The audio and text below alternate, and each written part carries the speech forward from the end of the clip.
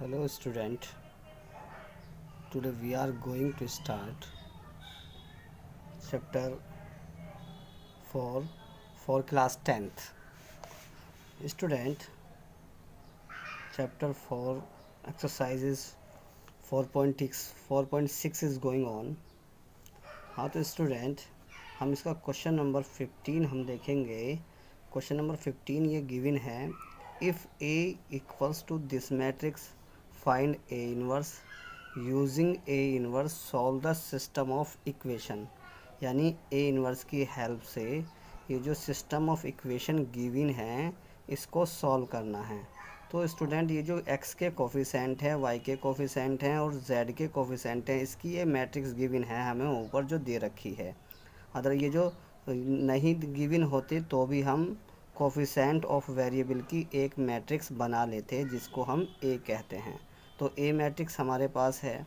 x matrix में late करता हूँ जो वेरिएबल की होती है जिसे x y z मानते हैं. और बी मैट्रिक्स मेरी ये जो कांस्टेंट नंबर हैं 11 -5 -3 इनको मैं मान लेता हूँ. अब स्टूडेंट इसमें हम सबसे पहले ए इन्वर्स निकालते हैं ताकि इसका इन्वर्स एग्जिस्ट करता है तो इसका सॉल्यूशन होगा, अदरवाइज़ नहीं. इसके लिए जो ए मैट्रिक्स ऊपर गिवन थी इसका डिटर्मिनेंट निकालते हैं. इसके लिए इसे वर्टिकल लाइन में लिखेंगे और इसका एक्सपेंड कर दिया है रो 1 के अलोंग.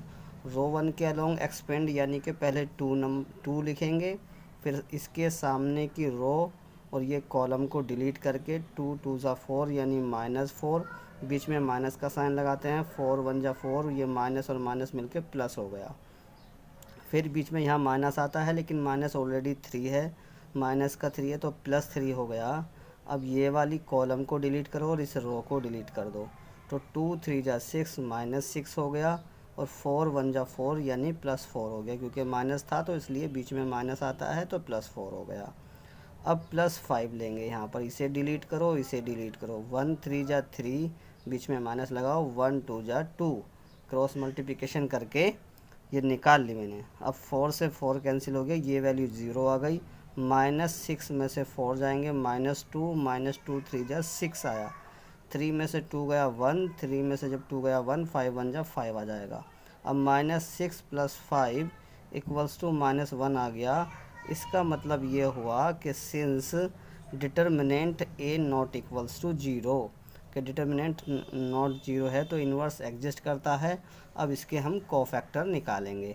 तो स्टूडेंट कोफैक्टर ऑफ ए, तो सबसे पहले A11 first row first column को डिलीट करो. 2 2 ज़ा 4 -4 1 4 ज़ा +4 कैंसिल हो जाएगा, ये 0 आ गया. A12 first column second column को डिलीट करा, यहाँ माइनस लगाया तो ये आ गया. A13 first row third column को डिलीट करके 1 3 ज़ा 3 और 1 2 ज़ा 2 -2 इनको सॉल्व करा, 1 आया. इसी तरह से मैंने ये A21 यानी कि सेकंड रो फर्स्ट कॉलम को डिलीट कर दिया, इसको डिलीट करा और इसे डिलीट करा. तो 2 3 ज़ा 6 +6 और 1 5 ज़ा 5 -5, ये माइनस यहाँ लगाएंगे क्योंकि प्लस माइनस चलेगा, ये -1 आ गया. A22 सेकंड रो और सेकंड कॉलम को डिलीट कर दो. 2 2 ज़ा 4 यानी -4 और 1 5 ज़ा 5. इस तरह से ये मैंने A31 A32 A33 सब ये फाइंड कर लिया. ये मैं आपको सिखा चुका हूँ. तो ये सब कुछ आ गया. अब ये जो कोफैक्टर आए हैं इनसे एक मैट्रिक्स बनाते हैं और इसका ट्रांसपोज करते हैं. इसका ट्रांसपोज ही स्टूडेंट हमें क्या देता है, एडजॉइंट ऑफ मैट्रिक्स. अब हमने इसका ट्रांसपोज किया है, देखो. तो स्टूडेंट ये है हमारा एडजॉइंट ए निकालना है. तो ये हमारा A11 A12 A13 A21 A22 A23 A31 A33 A32 A33 की वैल्यू यहाँ पुट कर दी, इसका ट्रांसपोज कर दिया, इस रो को कॉलम बना दिया, यानी रो को कॉलम में इंटरचेंज करके ये मैट्रिक्स मेरे पास आ गई. अब मुझे ए इन्वर्स फाइंड करना है. इसके लिए फॉर्मूला होता है 1/A 1 determinant A into adjoint A equals to 1. Determinant A की वैल्यू -1 है, ये एडजॉइंट ए की जो ऊपर है ये मैंने रख दी यहाँ मैट्रिक्स. -1 की जैसे ही इस मैट्रिक्स में मल्टीप्लाई होगी यानी हर एक एलिमेंट में 0 2 1 -1 9 5 2 23 माइनस और 13 इनमें मल्टीप्लाई हो जाएगी। अब इसके साइन चेंज हो जाएंगे जब -1 की मल्टीप्लाई करेंगे। तो ये आ गया मेरा ए इनवर्स। अब स्टूडेंट हमें क्या फाइंड करना है, हमें इक्वेशन ऑफ सॉल्यूशन फाइंड करना है। तो ये फॉर्मूला होता है x equals to A inverse into B. तो x की वैल्यू मैं यहाँ से रख दूँगा, ये x की वैल्यू हो गई X Y Z, A inverse की वैल्यू ये, b की वैल्यू ये। अब इनकी प्रोडक्ट कर देते हैं इस रो की इस कॉलम में। तो 0 की 11 से 0, 1 की -5 से -5, 2 3 जा 6 +6। तो फर्स्ट रो की फर्स्ट कॉलम में हो गई। अब सेकंड रो की इस कॉलम में -2 की 11 में -22, 9 की 5 में -45, 23 की -3 में ये हो जाएगा 69। अब थर्ड रो की करेंगे, -1 की 11 में -1, 5 की 5 में -25, 13 की 3 में करोगे 39, यानी रो की कॉलम में मल्टीप्लाई करते हैं। इसको सोल्व करने पर यहाँ 1, इन दोनों को सोल्व करने पर ये माइनस माइनस के 67, ये प्लस के 69, ये माइनस के 36, ये प्लस के 39। तो ये 1 आ गया। यहाँ पर इसको सॉल्व करेंगे 2 आ जाएगा, 39 में से 36 जाएंगे 3 आ जाएगा। कंपेयर करो, x की वैल्यू 1, y की वैल्यू 2 और z की वैल्यू 3 आ गई। यही इसका सॉल्यूशन था। अब इसका नेक्स्ट क्वेश्चन देखेंगे जो कि 16 क्वेश्चन है स्टूडेंट बुक का। तो बुक का 16 क्वेश्चन मैं आपको दिखा देता हूँ। ये 16 क्वेश्चन बुक का है। The cost of 4 kilogram onion and 3 kilogram wheat and 2 kilogram rice is 60. The cost of 2 kilogram onion and 4 kilogram wheat and 6 kilogram rice is 90. The cost of 6 kilogram onion, 2 kilogram wheat and 3 kilogram rice is 70.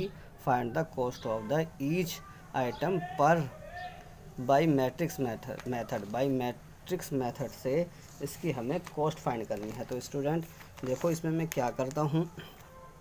अब ये जो हमने late कर लिया, cost of 1 kilogram onion की cost x है, 1 kilogram wheat की cost y है और राइस की कॉस्ट है z। ठीक है। अब इसमें ये गिवन है, यहाँ हम ये गिवन दे रखा है, ये देखिए आपको कि 4 किलोग्राम है तो ओनियन तो 4x, 3 किलोग्राम वीट है तो 3y, 2 किलोग्राम जो है राइस है तो 2z इक्वल्स टू 60 रुपीज़। फिर सेकंड में 2 किलोग्राम ओनियन, 4 किलोग्राम वीट और 6 किलोग्राम राइस, तो 6z हो जाएगा। 2x + 4y + 6z equals to 90। और थर्ड इसका केस है कि 6 किलोग्राम जो है हमारी ओनियन है तो 6x हो जाएगा, 2 किलोग्राम हमारी वीट है तो 2y हो जाएगा और 3 किलोग्राम हमारा राइस है तो 3z हो जाएगा। तीनों की कॉस्ट 70 होगी। अब हमें अलग अलग कॉस्ट बतानी है कि ओनियन की क्या होगी और वीट की क्या होगी और राइस की क्या होगी। अब हम जो ये वेरिएबल है एक्स वाई जेड, ओनियन वीट और जेड, ये वेरिएबल है, इसको एक्स मैट्रिक्स लेट कर लेते हैं, वो मैंने यहाँ लिख दी। और ये जो कोफिशेंट है 4 2 6, एक्स के कोफिशेंट वाई के कोफिशेंट हैं, इनकी एक मैट्रिक्स में लेट कर लेता हूँ। ये ए हमारी मैट्रिक्स होगी जो कि कोफिशेंट हैं एक्स के, वाई के और जेड के, ये कोफिशेंट हैं सब। और बी मैट्रिक्स होगी हमारी, ये जो कांस्टेंट नंबर हैं ये बी मैट्रिक्स के हो गए। अब मुझे सबसे पहले इनको सॉल्व करने के लिए डिटर्मिनेंट ए चेक करना होगा। तो पहले 4 लिखेंगे, ये मैंने तुम्हें आपको निकालना बताया है कि डिटर्मिनेंट की वैल्यू कैसे करते हैं एक्सप्लेन करके। तो ये आ गई है 50, तो डिटर्मिनेंट है 50 आ गया, तो इसका मतलब इन्वर्स एग्जिस्ट करेगा, नॉट इक्वल्स टू 0 आ गई। अब ये जो ए मैट्रिक्स है इसके हम कोफैक्टर करेंगे। कोफैक्टर के लिए पहले A11 first row first column को डिलीट करो, फिर A12 A13 ये आ गया, A11 0, A12 30, A13 आ गया -20। इसी तरह से ये आ गया A21 A22 A23 और A31 A32 A33 आ गया है ये। अब हमें एडजॉइंट ए हमें फाइंड करना है। तो एडजॉइंट ए जो होगा, ये जो A11 है, इनके मैट्रिक्स, ये जो कोफैक्टर निकाले इनकी मैट्रिक्स का ट्रांसपोज कर दो। तो ये जो A11 की वैल्यू ये रही, A12 की वैल्यू ये, A13 की वैल्यू ये रही, A21 की वैल्यू ये रही, A22 की वैल्यू, A23 की, A31 की, A32 की, A33 की। इसका ट्रांसपोज कर दिया, रो को कॉलम बना दिया, इस रो को कॉलम, इस रो को कॉलम, इस रो को कॉलम बना दिया। अब क्या होगा स्टूडेंट, इसमें हम देखते हैं, ये हमारा ए फॉर्मूला होता है A inverse equals to 1 determinant A into adjoint A. तो इसका हमने ए इनवर्स डिटर्मिनेंट 50 निकाला, एडजॉइंट ए ये रख दिया। अब 1/50 के अंदर मल्टीप्लाई हमने सब में कर दी है। तो ये अब हमने इसको सॉल्व करा, ये 0 है, 0 से 0 कट गया 3/5, 0 से 0 कट गया -2/5। इस तरह से सब सॉल्व करके ये आ गया है ए इनवर्स। अब हमारा फॉर्मूला होता है x is equals to A inverse B. तो x की तो मैट्रिक्स होगी ये XYZ, ए इनवर्स ये हमने फाइंड करा, b जो है वो जो कांस्टेंट टर्म है 60 90 70 ये ले लिया। अब इनकी प्रोडक्ट करनी है रो की कॉलम में, इस कॉरस्पॉन्डिंग एलिमेंट की, 0 की 60 में करेंगे, -1/10 की 90 में करोगे, 1/5 की 70 में करोगे तो 70/5। इसी तरह से सेकंड रो की इस कॉलम में करोगे तो 3 × 60/5, 0 × 90 करोगे 0 आ जाएगा, -2 × 70/5 आ गया। इसी तरह से इस रो की करोगे तो ये कैंसिल हो, 0 से 0 9 और 14 पंजे 70 होता है, तो यानी 5 से इसको डिवाइड करोगे 14 आ गया, -9 14। इसको काटा 12 आ जाएगा, 12 3 जा 36, इसे काटोगे 14 आ जाएगा, 14 2 जा 28, इसे काटोगे 12 12 2 जा 24, इसे काटोगे 18 आ गया, और ये काटोगे इसको तो 14 आ जाएगा। अब इनको सॉल्व करेंगे, यहाँ 5 आ जाएगा, यहाँ 8 आ जाएगा, ये दोनों प्लस के हो जाएंगे, 24 32 में से 24 गए तो ये 8 बचेगा, ये 5 आ गया, ये 8 आ गया। कंपेयर करो तो x की वैल्यू 5, y की वैल्यू 10 और z की वैल्यू 8 आ गई। तो स्टूडेंट इस वीडियो के साथ मेरा जो है ये चैप्टर भी फिनिश हो गया है। नेक्स्ट वीडियो में हम इसके आगे के जो है चैप्टर करेंगे, चैप्टर 2 स्टार्ट करेंगे। Thank you very much.